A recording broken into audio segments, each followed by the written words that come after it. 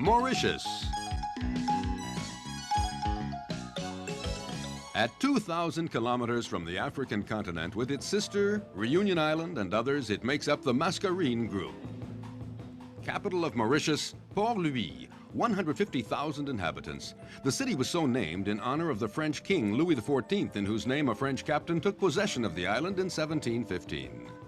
Port-Louis is proving today to be one of the most active ports in the world, and despite English colonization, its soul is French, thanks to a governor appointed by Louis XV, Maé de la Bourdonnais, who founded the city in 1736. The English, nevertheless, became masters of the Indian Ocean in 1810, as is recalled by the statue of Queen Victoria that graces Government House on the Place d'Armes. The flag of independence flew over Mauritius in 1968, but following Hong Kong's example, the island retained the Queen as head of state for many years, represented by the Governor-General. In 1992, Mauritius finally became a republic, and its governor its president. In the teeming streets of Port-Louis, a colorful crowd is in constant flow. A great majority are Indian. We are in the Indian Ocean. But there's a good proportion of Africans and Europeans, some descendants of slaves, others from colonists, and a handful of Chinese, all forming the million inhabitants of the island. It's a multilingual cocktail. The British Crown proclaimed English as the official language, but everybody remembers that once this was the Île-de-France in the 18th century. The everyday language is still French, or a form of it. The fruit and vegetable market, the bazaar, is a perfect place to appreciate all this diversity. Goods are carried on the head, in the African style. In the shops, the writing is in Creole, the language of the people. And the local money is the rupee, just as in India. Papayas, mangoes, and other lychees, lovers of exotic fruit are delighted. Not to mention very spicy appetizers.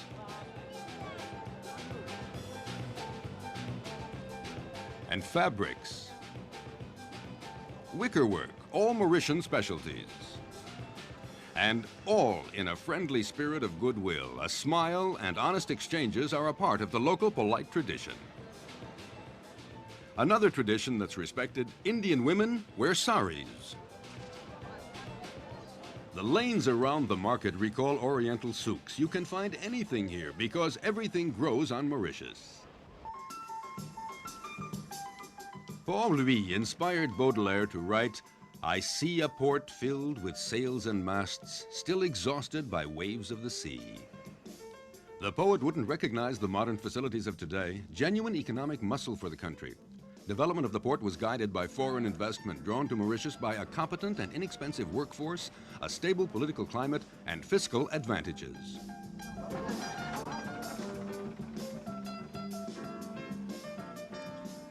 From 1970, the island set up a system of free trade zones. In these zones, foreign investors join with Mauritian industrialists. There are no taxes, but on the other hand, everything produced must be exported. These free zones form the second rank in the island's economy, behind sugar but in front of tourism. Mauritian rupees make the rounds of the St. Louis racetrack as fast as at any European or American track. Fantastic amounts of money are put down on these steeds in a country where unemployment may be almost zero, but salaries are low. Gambling is a strong passion of the people here. A contrast in atmosphere. This is the Juma Mosque with its fountain of ablutions. On the island, there are some 180,000 Muslims. Non-believers are rare in this land of many religions. St. James Cathedral stands as a reminder that the Church of England was the official religion. The 300,000 Christians pay homage to Father Laval, a French missionary who in the 19th century took up the cause of the black people. A pagoda? Yes, for 30,000 Buddhists. And a Tamil temple still in the Port-Louis area. Hinduism is the largest religion of the country with 500,000 members. A sacred peacock. The peacock is the mount of the god Subrahmanya, leader of the celestial army. Fort Adelaide, a citadel built in 1835, and with its sound and light shows, it dominates the Chinese Quarter.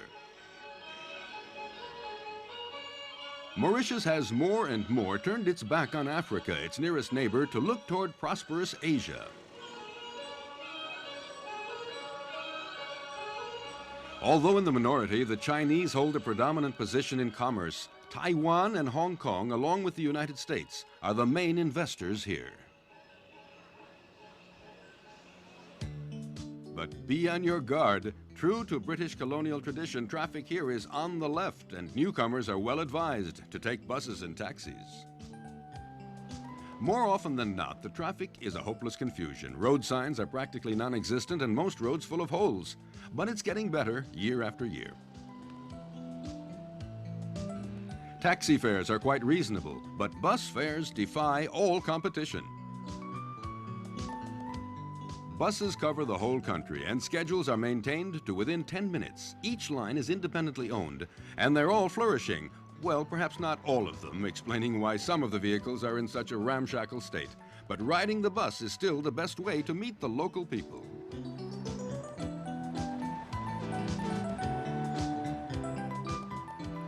There are so many buses that it's easy to travel anywhere. The island is only 65 kilometers long and 48 wide, a little smaller than Luxembourg. Let's begin at the north of this chunk of earth in the ocean, where the coastline could be called the Mauritian Riviera. It was on this magnificent shoreline that the French writer Bernardin de Saint-Pierre set the drowning of the heroine of his famous novel Paul and Virginia. Today, this tragic legend has given way to international tourism of the highest order. Thanks to its spectacular industrial development, Mauritius doesn't have to encourage mass tourism. Chartered aircraft are not allowed to land. This is the realm of private villas, called here campments, and of luxury hotels. Whichever hotel is chosen, there is always an exceptionally friendly welcome. On Mauritius, you can sunbathe all year round, but if you don't like it too hot, from May to November, the temperature is very mild. Unlike Reunion Island, Mauritius is protected by a coral reef barrier, the result a turquoise lagoon, warm water, and white sand beaches stretching to infinity, inspiring a mood of relaxation and leisure.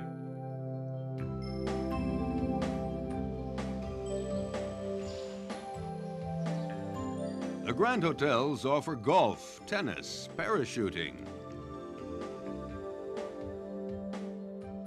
helicopter outings, cruises under sail, even scuba diving. It's perfectly safe. The lagoon is like an aquarium, but no sharks come in. As for an aquarium, a real one, here's one near Trou-aux-Biches, with some 3,000 fish and reptile typical of the Indian Ocean. In Mauritius, there are thousands of shellfish species, as can be seen at the Argonaut, a specialized shop. But be careful, as a measure of protection, collecting living shellfish is not allowed.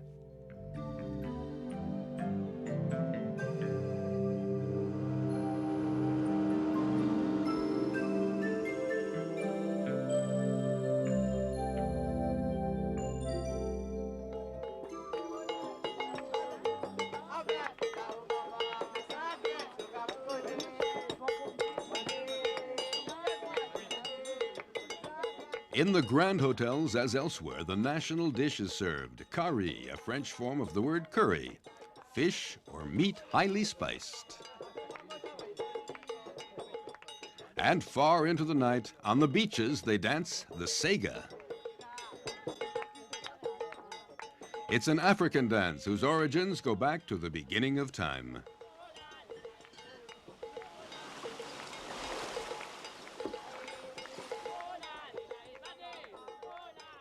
The Royal Poinciana turned red in December, reflecting the sunset all the way to the heart of the island.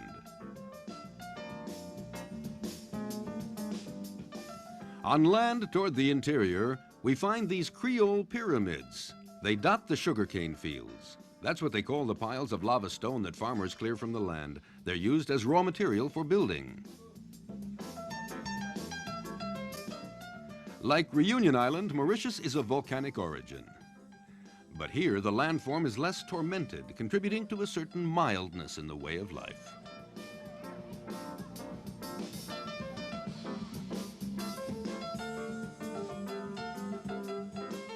At the northern tip of the island, Cap Malheureux, it was here that 25,000 British troops landed in 1810, taking the island from the 4,000 French defenders.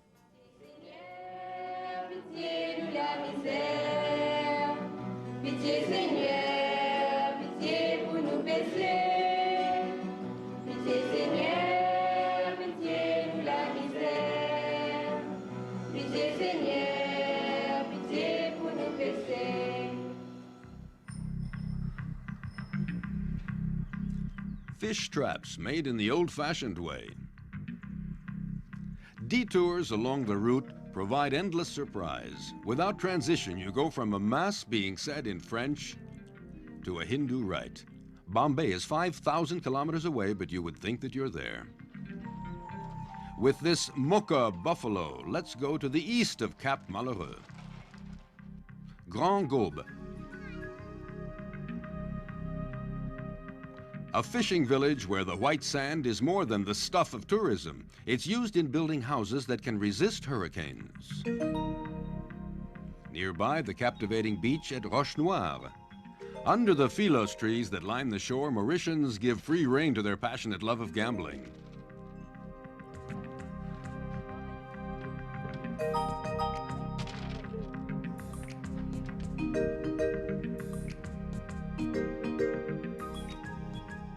And all the while, women wash clothes amidst these heart-shaped edible water lilies that grow abundantly in the rivers and canals.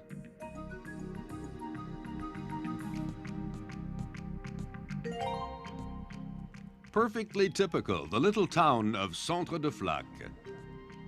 In these inland places, you realize just how young the population is. 1/3 is under the age of 15. Mauritius' population has doubled over the past 40 years. Despite measures for birth control, the country has the densest population in the world after Hong Kong and Bangladesh.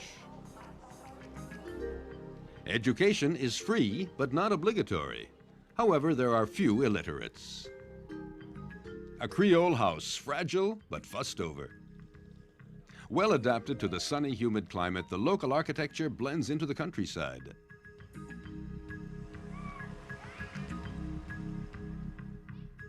Though all in wood, Creole houses can be quite different one from another. A more spectacular architecture awaits the visitor at Triolet. On Shiva Street, the most famous Hindu temple on the island. 3 buildings consecrated to the principal divinities accommodate the faithful under the frangipani trees.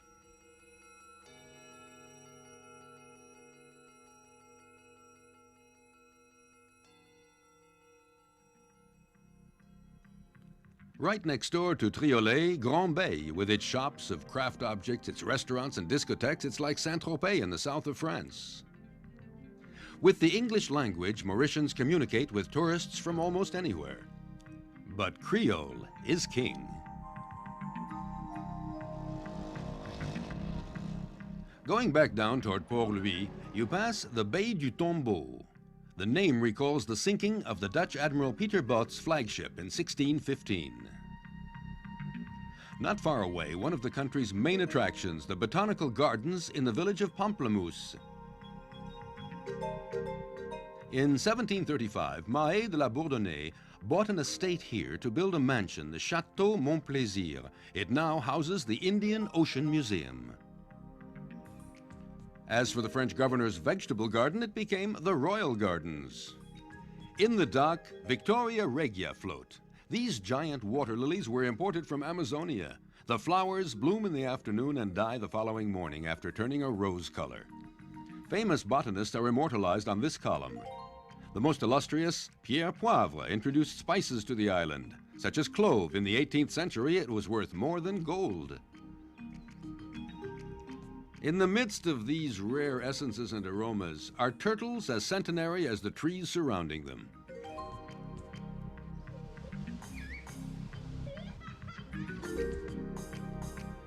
Certain palm trees here blossom only once every 40 years, but then they produce flowers by the millions.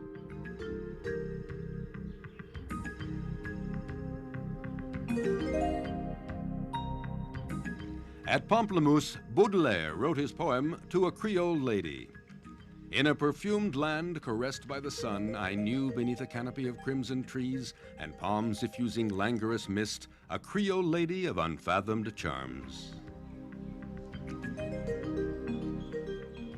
On the old Royal Way, leaving Port-Louis, we go down toward the southern part of the island, a region rich in historic memory.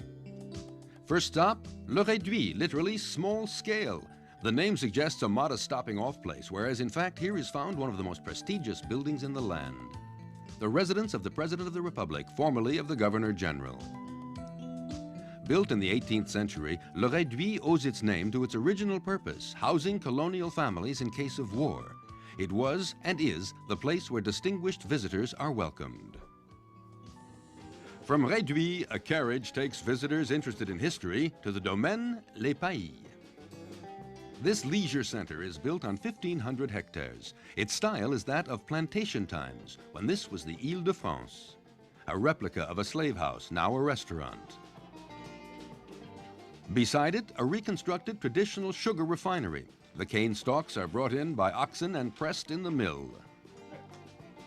Nearby, the working still reminds us that sugar cane introduced on the island by the Dutch in 1639 was originally used mainly in the production of rum, the national drink.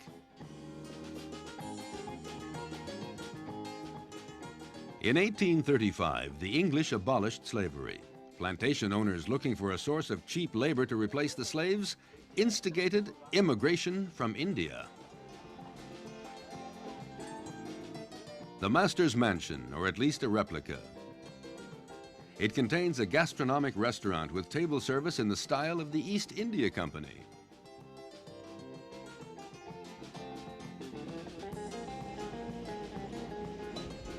The Les Pays domain organizes safaris in its hunting reserve. On Mauritius, they call these reserves chassés. There's plenty of game on the island, hare, mongoose, partridge, but above all, and in their thousands, Java deer. Their ancestors were brought to the island by the Dutch along with cane sugar. Hunting season extends over June, July, and August.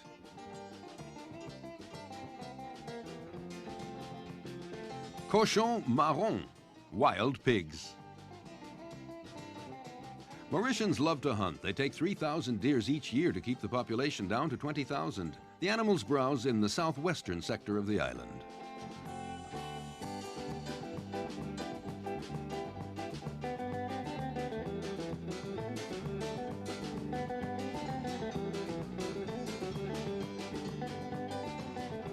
Fascinating are the interior regions of Mauritius. Far from the beaches, you often see inhabitants making their own charcoal. Despite the economic boom of the last years, Mauritians, especially Creoles, have not all come out of their underdevelopment.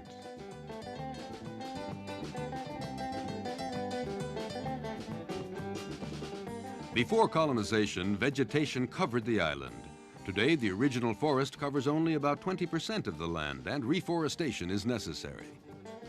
Miradors, for hunters set in the trees. A mango tree, and at the foot of the tree, monkeys.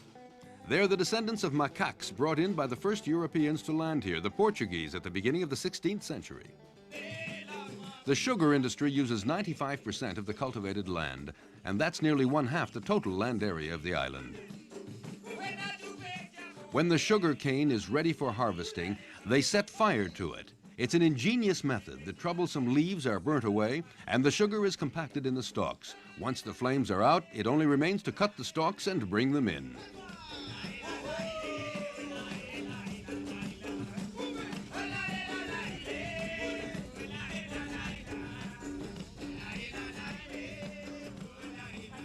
Just the 4 of us cut from 5 to 6 tons a day, this woman explains, for a salary of 150 to 200 rupees. That's 10 to 15 US dollars.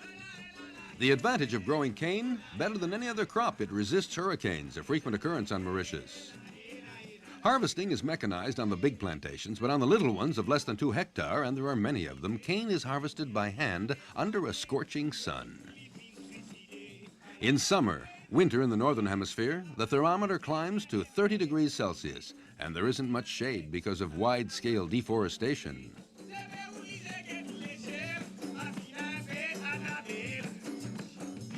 Small-scale growers bring their harvests to the big plantations. The industry is concentrated. Today there are some 20 sugar refineries. In the 19th century there were 250. Here, the Belle Ombre refinery, one of the oldest. First weighing, and then sampling to determine the sugar yield of the cane. At the end of the production chain, the sugar is transported to Port-Louis. The sugar season lasts from July to December, and once it's over, the sugar leaves the island in cargo ships, mainly for Europe and the United States. Detouring a field, a beautiful colonial mansion, Eureka, converted to a museum by its owner. Eureka is one of the jewels of Creole and colonial architecture in our country. A jewel that has been threatened many times, first because it's a very old house, but mainly by hurricanes and men. The house proper was built around 1770.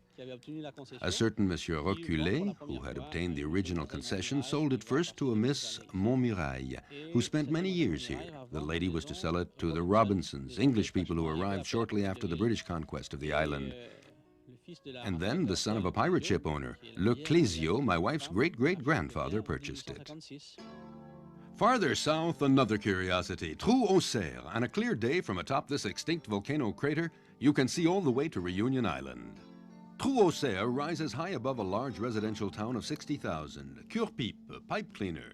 It was here that French soldiers stopped for a smoke when this was the Île-de-France.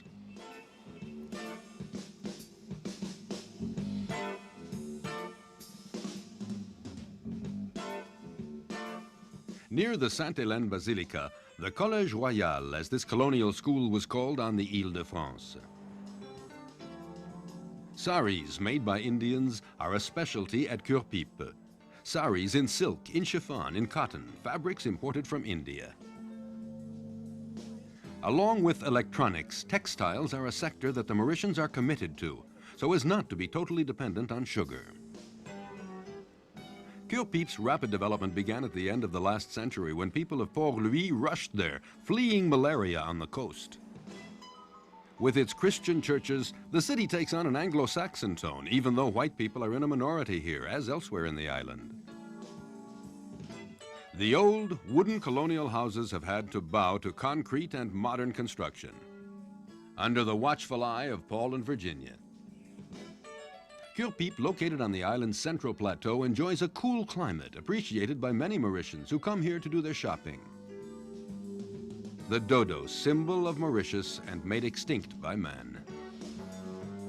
An island oddity, shops and stores are closed on Thursday afternoons.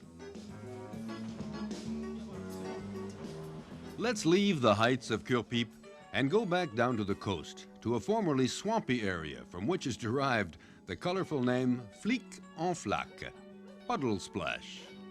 The coastline here has remained relatively wild, rich in the lore of pirates and fabulous treasure. But Flic en Flac also has its share of tourism. Witness this luxury hotel where sometimes the guests arrive by helicopter.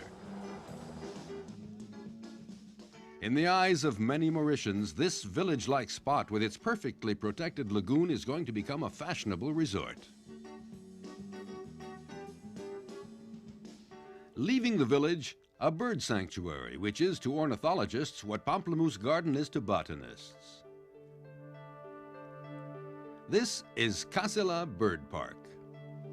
The splendid tropical setting alone is worth a special visit. At Casela Bird Park, however, it's the birds who are the real stars. Before Europeans came here, the island was a sort of ornithological paradise, but centuries of hunting have taken their toll, and of the 50 species that once flew here, only a dozen or so remain. Among the 2,000 creatures of the park, there are toucans and many varieties of parrots. There are in all some 140 species of birds. Some are imported, others native to Mauritius.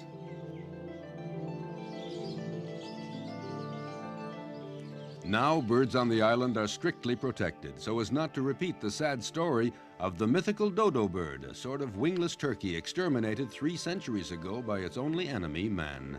The Mauritian pink pigeon is among the rarest birds in the world. And Casela also accommodates lemurians from Madagascar. Farther south between mountain and ocean extend the Black River salt marshes. Into the basalt-paved basins under the western sun, seawater evaporates quickly. But if you want to catch this ballet of women raking the brine and gathering the salt, you'll have to be an early riser. They start work at dawn to avoid the heat of the noonday sun.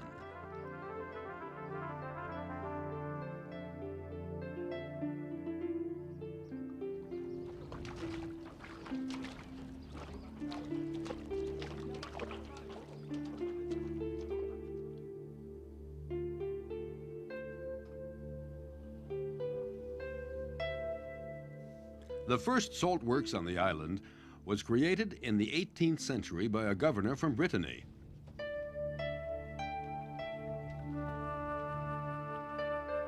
From dawn to sunset, it's an immense mirror reflecting every color of the sky and every shape of the moon.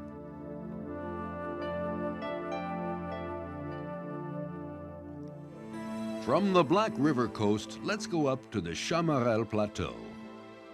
In this region, one of the wildest in the whole country, tumbles a waterfall 90 meters high, spilling into the river below.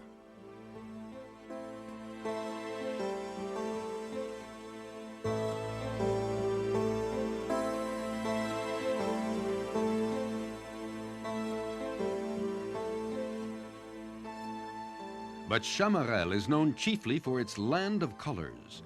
In the past, it was the Melon Coast because of its curious topography. Here, through erosion of volcanic rock and ash, the mineral oxides create ranges of ochres, violets, reds. This display of nature is seen at its best at sunrise and sunset. A geological curiosity, the colors never blend. Chamarel is also known for its coffee plantations. In this same area at Grand Bassin, Ganga Talao, sacred lake for the Hindus of Mauritius. They say that its waters have been secretly in contact with the sacred Ganges River in India for centuries. So these waters have the same powers of purification. Each year in February, 300,000 of the faithful converge on these temples to pay homage to the god Shiva, one of the most popular divinities for the Hindus of Mauritius.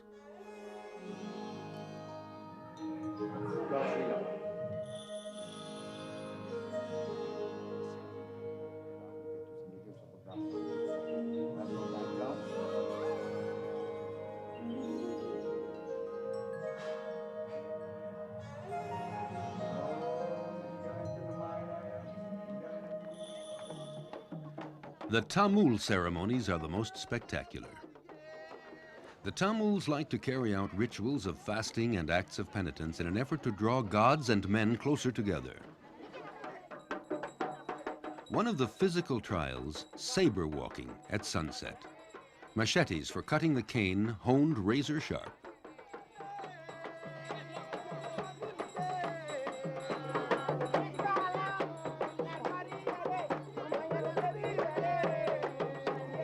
The penitent casts camphor, a traditional offering.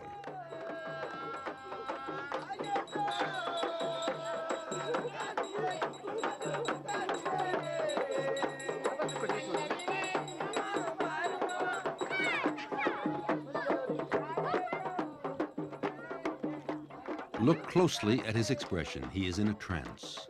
Beyond a certain degree, apparently, no pain is felt.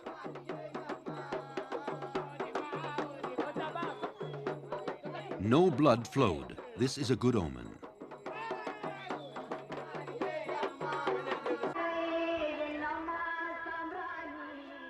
Here is the culmination of Tamul mortification.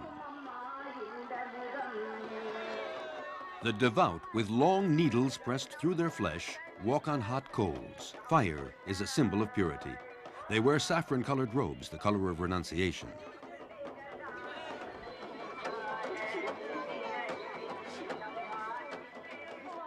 Several times they walk the 6 or 7 meters of hot coals.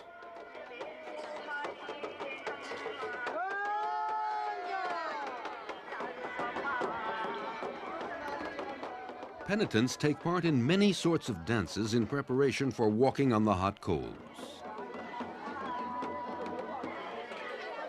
Ceremonies of walking on fire, timeti, are organized by every Tamil temple once a year on a date fixed by the priest. Calmer but no less popular is the feast of Ganga Asnan, which recalls for Hindus the sacredness of the Ganges. They feel justified in making offerings to the Indian Ocean since the Ganges flows into it. Prayer and the purifying bath. In addition to their culture, Indians brought to Mauritius tea growing. Compared to cane sugar, tea is second in production, but Mauritian tea enjoys an excellent reputation and is exported in increasing quantities, mainly to Great Britain and Pakistan.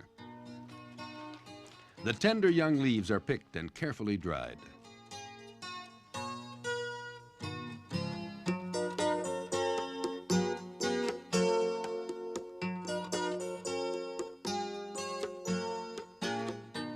The workday begins before dawn and ends at 10 or 11 in the morning. After that, it's too hot to work in the fields.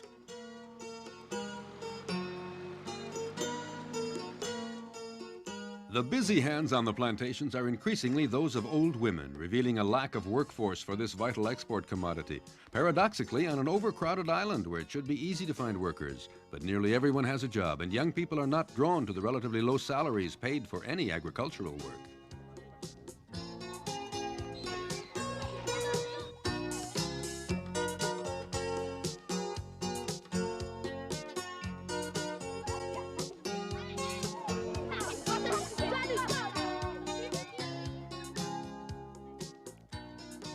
A peak guards the southwestern coast of the island, Morne Brabant.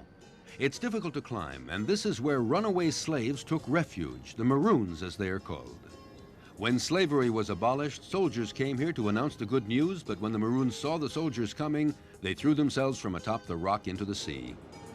The coastal waters just off the Morne sometimes attain a depth of 700 meters, and large-scale fishing is carried out here.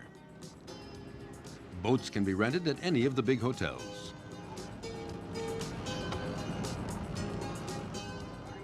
The enormous variety of fish found around Mauritius attracts fishermen from around the world. Mauritius is known as a great fishing area around the world today. We fish all sorts: blue marlin, black marlin, purple swordfish, striped marlin, and tuna, yellow tuna, white tuna, dog-tooth tuna, and lots of Mediterranean tuna. A fishing expedition usually lasts 9 hours. It takes a whole day. Our specialty is reeling them in. We take quite a few with lures. For tuna, it's always with lures. Sometimes even marlins with lures. In 1966, right here off Morne Brabant, an amateur fisherman established the world record, bringing in a marlin weighing 1,100 pounds. A tuna.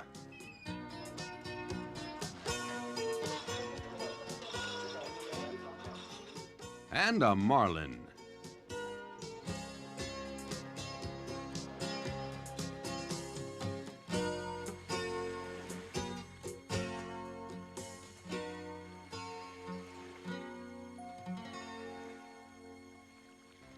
Moving along the southern coast, you encounter Makonde, once a meeting place for pirates. Along this unspoiled coastline, swimming is dangerous because the coral reef is smaller, making the current stronger.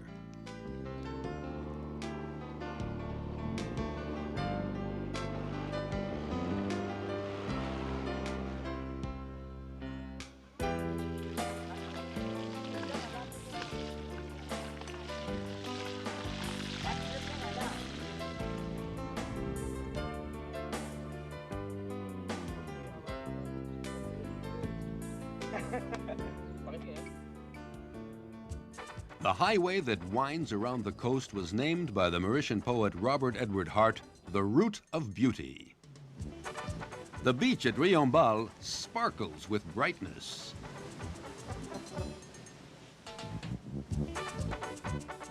Riombal comes from a Malgache word meaning lively, smiling village.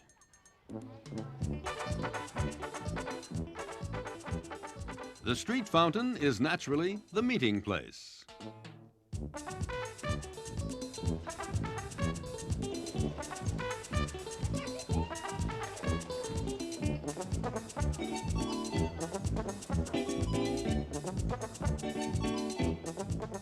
Visitors who stay on the beaten path don't know what they're missing.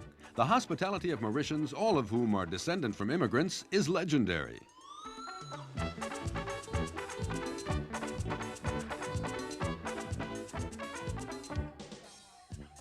The Mauritian Postal Service is very good. A letter from overseas is delivered in 4 to 6 days.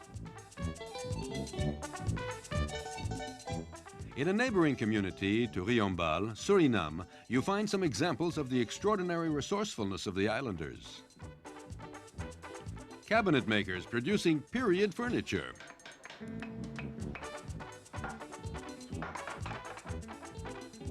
A bicycle repairman, economical transportation, and much sought after.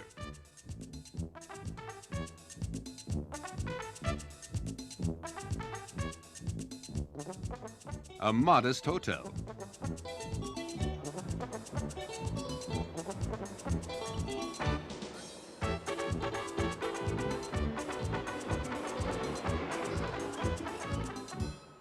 The Creole spoken here differs from that of Reunion Island. Here there are many English words.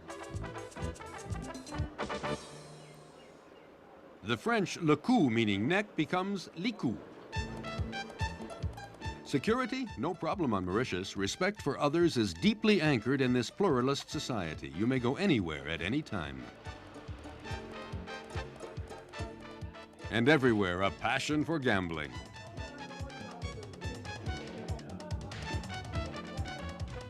The traditional dominoes. But also gisco, a typical Mauritian game.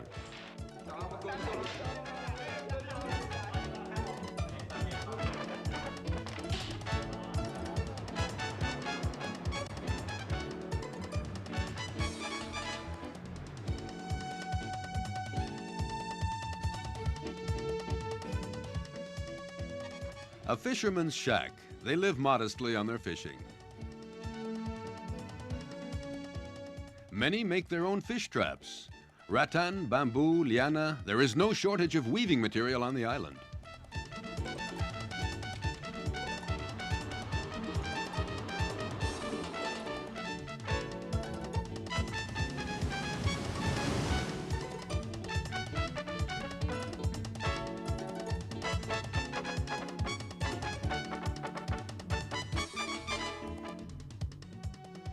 Perched on cliffs hewed by wind and waves, Souillac has a charm all its own.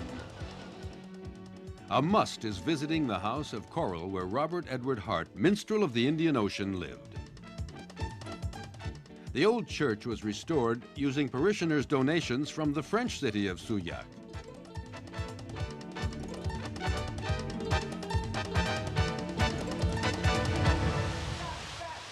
Near this Souillac is Rochester Falls. Over the ages, the Savane River sculpted columns in the volcanic rock. Their shapes and sounds are worthy of a great organ.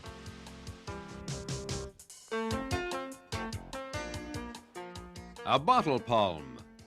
If Mauritian flora and fauna interest you, don't miss the Crocodile Farm at La Vanille. The crocodiles, an imported species, are the stars in this tropical forest, filled with domestic species, as one of the directors of the farm explains. The crocodile farm is a nature reserve with many animal species. We have crocodiles from the Nile, caimans from Brazil. We also display many species native to Mauritius. Bats, wild pigs, several snakes.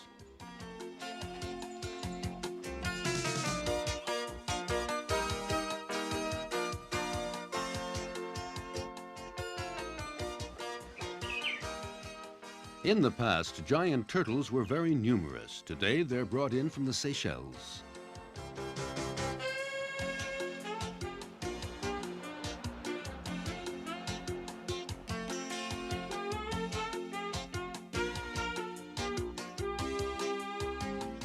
Going on toward the east, we encounter Beauvallon, a textile center, and then come to a peaceful little town rich in its colonial past, Mahébourg.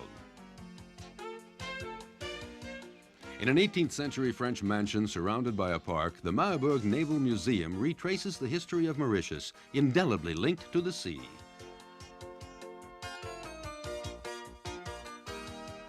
The great personalities of the island: Mahé de la Bourdonnais, Pierre Poivre, Bernardin de Saint-Pierre, naval history brought to life. Few tourists visit Mahébourg, and yet for some time it's been known as the largest city on the island after Port-Louis. It was even the setting for a quite sophisticated society at the time of the French Empire and under the British. But then it went into decline, struck by its many epidemics.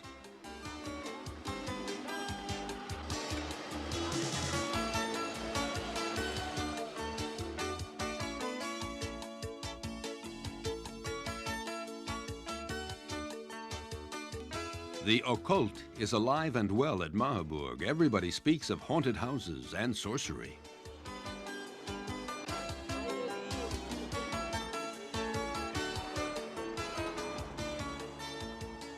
Although the town now has a population of only some 20,000, mainly Indian and Chinese, it still maintains the charm that has inspired so many writers.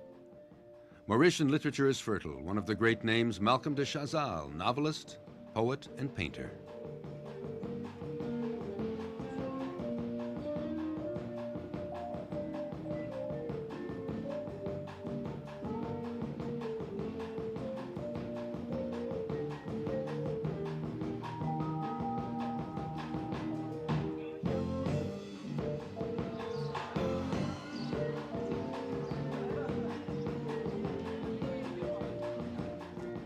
Dried codfish, gourds, vangasai, green tangerines. This is the produce market at Mahébourg.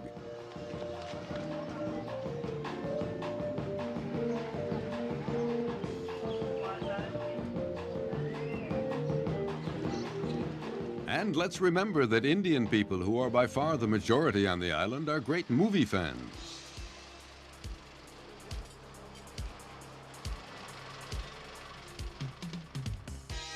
A flight over the southeastern part of the island to appreciate the careful work of the farmers. Creole pyramids deserve their name. And here is the link between the islanders and the world, the airport at Plaisance. Pyramids and tractors, a surprising contrast of traditional and modern.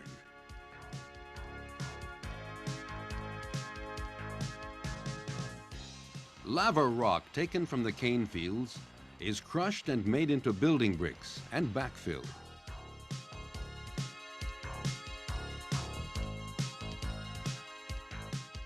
Let's end this tour of Mauritius in the east of the island, starting from the interior. First stop, the Vaal National Park.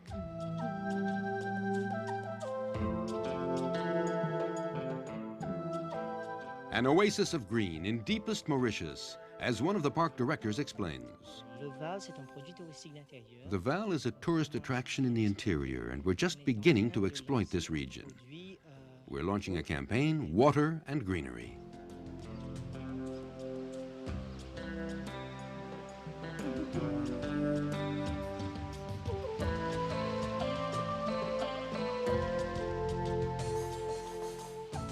Among the 15 reptile species in the country, the gecko, incorrectly called the chameleon. Here we are in Riche en eau, literally rich in water, where the Creole River flows. An attractive modern house, but with a traditional veranda.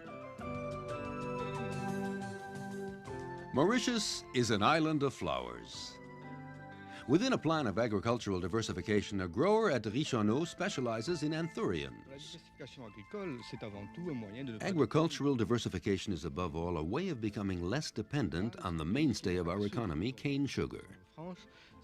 So we've created a free zone, letting us buy construction and development material free of tax. Here we've started growing anthuriums, and we export mainly to Europe for the present. That's what I do. But as for diversification, if you look behind you, you'll see ginger and beans and artichoke, squash, and a number of others depending on climate, season, and the environment.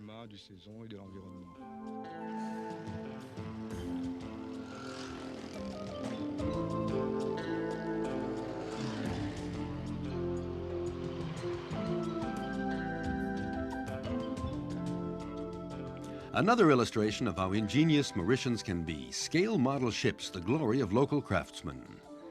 These artisans reproduce old sailing ships down to the tiniest detail. Everything is handmade. One ship might require 6 months' work and sell for many $100s. The owner of the workshop explains.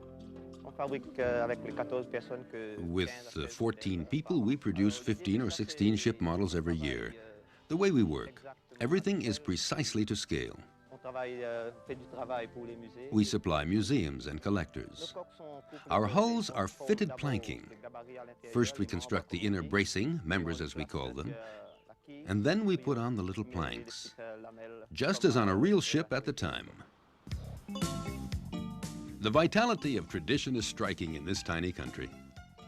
Cultures and religions, whatever their nature, flourish with even greater fervor than in the lands of their origin, and they all get on very well together.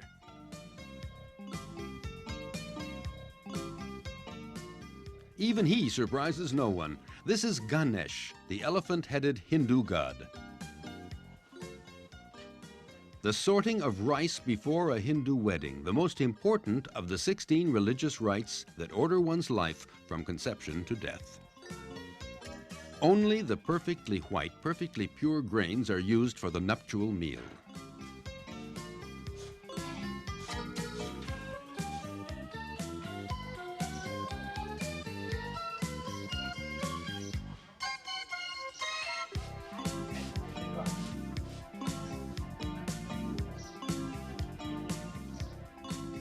The Mountain of the Lion, head to the left, tail to the right, dominates the eastern part of the island. At its base, there is a monument recalling that it was here the Dutch landed in 1598. They were the first colonists, and they named their island for one of their princes, Mauritius. It was a short colonization. They left in 1710 to concentrate their efforts in Africa. Remaining signs of their presence are centered around Devil's Point, a presence more destructive than beneficial, as the dodo bird could bear witness if there were any left.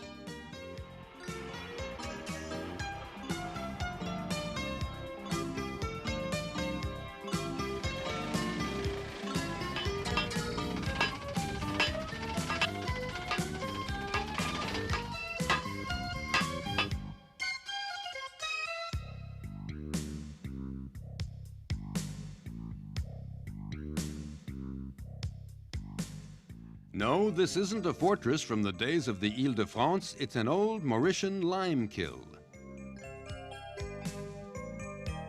Back to tourist beaches with the charming resort Trou d'Eau Douce.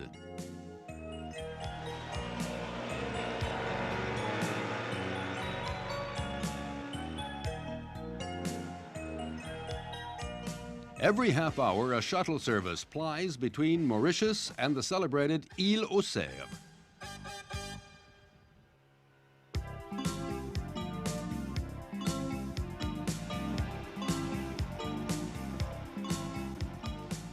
It's an enchanting sight, and it harbors a number of restaurants specializing in local seafood.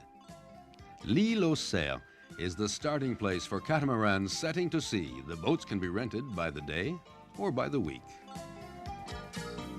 Here the water is as limpid as the air and the sand as fine as sifted flour.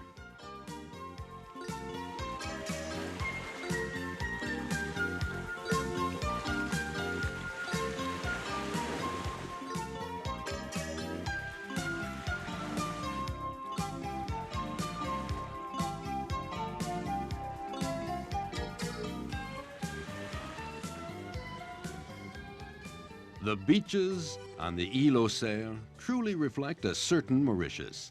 this bit of a star set in the Indian Ocean, as the travel brochures have it everywhere in the world. But that aspect of Mauritius needn't make us forget the others, the crafts, the religious events, the charm of Creole, sugarcane, and free trade zones. Coastal Mauritius, the interior, like a diamond of many facets that the Mauritians are so expert at making sparkle.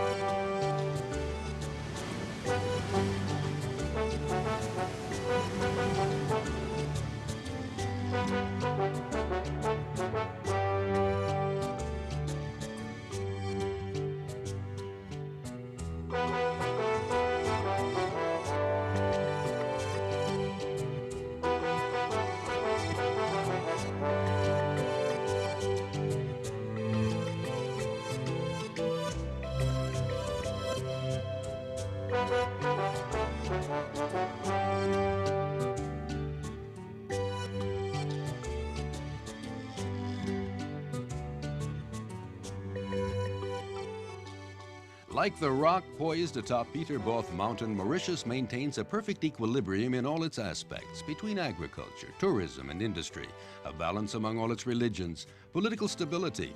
So near Africa and its problems, this little chunk of lava rock thrust into the Indian Ocean is proving to be a stable and dynamic young republic.